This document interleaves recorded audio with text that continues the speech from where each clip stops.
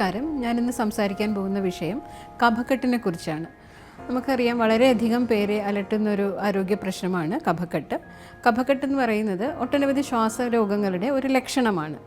പല കാരണങ്ങൾ കൊണ്ട് സംഭവിക്കാം. പ്രധാനമായും പെട്ടെന്നുണ്ടാകുന്ന കാരണങ്ങൾ കൊണ്ടും ദീർഘകാലം നിൽക്കുന്ന കാരണങ്ങൾ കൊണ്ടും കഫക്കെട്ടുണ്ടാകാം. ഒരു 80% ശ്വാസരോഗങ്ങളും ചുമ, കഫക്കെട്ട്, അതിനോടൊപ്പം തന്നെ ശ്വാസതടസ്സവുമുള്ള COPD, അതായത് ക്രോണിക് ഒബ്സ്ട്രക്റ്റീവ് പൾമിനറി ഡിസീസ് എന്ന കണ്ടീഷൻ മൂലം ഉണ്ടാകുന്നതാണ്. ഇന്ന് മാറിയ ജീവിതശൈലി, അതുപോലെ തന്നെ അന്തരീക്ഷ മലിനീകരണം, പരിസര മലിനീകരണം, അന്തരീക്ഷത്തിൻ്റെ താപനിലയിൽ നിന്ന് വരുന്ന വ്യത്യാസം, പൊടിപടലങ്ങൾ കൂടുന്നത്, ഇതൊക്കെ COPD പോലുള്ള കണ്ടീഷൻസ് കൂടുന്നു. ഇതിൽ ഏറ്റവും പ്രധാന ഒരു ട്രിഗറിങ് ആൻഡ് റിസ്ക് ഫാക്ടർ എന്ന് പറയുന്നത് പുകവലി തന്നെയാണ്. ഈ ഒരു അവസ്ഥയിൽ നമ്മുടെ ശരീരത്തിന് ആവശ്യമായ ഓക്സിജൻ്റെ അളവ് കുറയുകയും അതിനോടൊപ്പം തന്നെ ശ്വാസവൈഷമ്യം അനുഭവപ്പെടുകയും ചെയ്യുന്നു. ദീർഘനാൾ വളരെയധികം പേരെ അലട്ടുന്ന ഒരു ആരോഗ്യ പ്രശ്നവുമാണ് COPD ഉള്ള ചിലരിലെങ്കിലും കൃത്രിമമായിട്ട് നമുക്ക് ഓക്സിജൻ കൊടുക്കേണ്ട അവസ്ഥയും വരുന്നു. മേൽപ്പറഞ്ഞ കാരണങ്ങൾ കൂടാതെ, അതായത് പൊടി, അധികം അന്തരീക്ഷ മലിനീകരണമുള്ള സ്ഥലങ്ങളിൽ ജോലി ചെയ്യുന്നവർ, തൊഴിലിടങ്ങളിലുള്ള അന്തരീക്ഷ മലിനീകരണം, അർബനൈസേഷൻ, ഇൻഡസ്ട്രിയലൈസേഷൻ, മാത്രമല്ല ഗ്രാമീണ മേഖലയിൽ പുകയടുപ്പുകൾ, പ്രത്യേകിച്ചും സ്ത്രീകളിൽ, ഇത്തരക്കാരിലും COPD കാണുന്നുണ്ട്. പ്രധാനമായും സംഭവിക്കുന്നത് പൊടി, പുകയൊക്കെ അടങ്ങിയ വായു ശ്വസിക്കുന്നത് മൂലം നമ്മുടെ ശ്വാസനാഡിയുടെ വ്യാസം കുറയുന്നു. മാത്രമല്ല ഈ അലർജൻസ്, അതായത് പുറമേയുള്ള രോഗകാരക ഘടകങ്ങൾ, ഇവയെല്ലാം ഉണ്ടാക്കുന്ന രാസപ്രവർത്തനത്തിൻ്റെ ഫലമായിട്ട് ശ്വാസകോശത്തിനുള്ളിൽ ഉണ്ടാകുന്ന രാസഘടകങ്ങൾ ശ്വാസകോശങ്ങളുടെ ആരോഗ്യത്തെ ബാധിക്കുകയും ആരോഗ്യമുള്ള ശ്വാസകോശങ്ങളുടെ അളവ് കുറയുകയും ചെയ്യുന്നു. ഇത്തരം കോശങ്ങളുടെ സ്ഥാനത്ത് കുമിളകൾ പോലെ ഡെവലപ്പ് ചെയ്യുകയും ഇത് ശ്വാസവൈഷമ്യം ഉണ്ടാക്കുകയും ചെയ്യുന്നു. ദീർഘനാൾ ഇത് നിലനിൽക്കുന്നത് തീർച്ചയായും ഒരു വ്യക്തിയുടെ നിത്യജീവിതത്തെയും ശരിക്കുള്ള ഒരു ദൈനംദിന കൃത്യങ്ങളെയും ബാധിക്കാൻ സാധ്യതയുണ്ട്. ഇത് ചികിത്സിക്കുമ്പോൾ പ്രധാനമായിട്ടും അവരുടെ ആങ്സൈറ്റി, ചിലർക്ക് വിഷാദം പോലുള്ള കണ്ടീഷൻസ് തന്നെ COPD അനുഭവിക്കുന്ന ആൾക്കാരിൽ കാണാറുണ്ട്. ആയുർവേദം ഇതിനെ ചികിത്സിക്കുന്നത് 3 തരത്തിലാണ്. പ്രധാനമായും ഒന്നാമത്തേത് നിദാന പരിവർജനം, അതായത് കാരണം ഒഴിവാക്കുക എന്നുള്ളതാണ്. നേരത്തെ പറഞ്ഞ പുകവലി, അത് ആക്റ്റീവായാലും പാസീവായാലും, ഒരാൾ പുകവലിക്കുന്ന ശീലമുണ്ടെങ്കിൽ അത് ഒഴിവാക്കുക.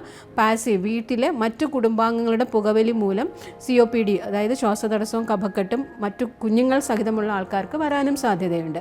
അത് ഒഴിവാക്കുക എന്നുള്ളതാണ് ഏറ്റവും പ്രധാന ഘടകം.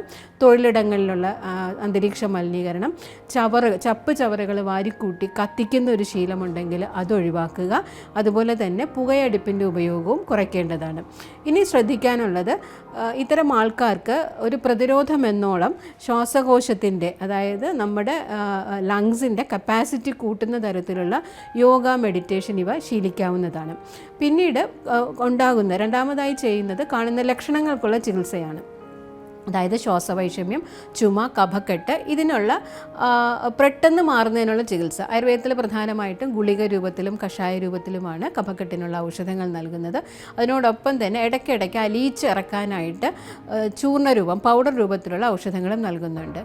കഫക്കെട്ട് മാറ്റുന്നതിന് തുളസി, ഞവരയില, ഇന്ദുപ്പ്, മഞ്ഞൾ ഇവയൊക്കെ ഇട്ട് വെള്ളം തിളപ്പിച്ചിട്ട് ആവി പിടിക്കാം. ആവി പിടിക്കുമ്പോൾ ശ്രദ്ധിക്കേണ്ടത് ആവി അധികമായി പോകാതിരിക്കാനും ശ്രദ്ധിക്കണം. കാരണം അധികം ആവി പിടിക്കുന്നത് നമ്മുടെ മൂക്കിലെ ചെറിയ രോമങ്ങൾ, അതായത് ഒരു അരിപ്പ പോലെ പ്രവർത്തിക്കുന്ന രോമങ്ങൾ നശിച്ചു പോകാൻ സാധ്യതയുണ്ട്. മാത്രമല്ല കണ്ണിനും നെഞ്ചിനും അധികം ആവി ഏൽക്കുന്നതും നല്ലതല്ല. അതുകൊണ്ട് തന്നെ വളരെ ചെറിയ തോതിൽ ആവി പിടിക്കുക. മൂടിക്കെട്ടിയിരിക്കേണ്ട അവസ്ഥയിൽ ആവി പിടിക്കുന്നതിന് വെറും തിളപ്പിച്ചാറിയ വെള്ളമോ അല്ലെങ്കിൽ ഇന്ദുപ്പോ മഞ്ഞളോ ഇട്ട് വെള്ളം തിളപ്പിച്ചിട്ടോ ആവി പിടിക്കാവുന്നതാണ്. ഇന്ദുപ്പും ഇട്ടിട്ട് നമ്മുടെ കർപ്പൂര തൈലമോ അല്ലെങ്കിൽ വെറും വെളിച്ചെണ്ണയോ തന്നെ ചെറു ചൂടാക്കി നെഞ്ചിൽ പുരട്ടി ചെറിയ ചൂട് കൊടുക്കുന്നത്, വളരെ മൃദുവായ ചൂട് കൊടുക്കുന്നതും കഫം ഉറഞ്ഞു പോകാതിരിക്കാൻ സഹായിക്കും.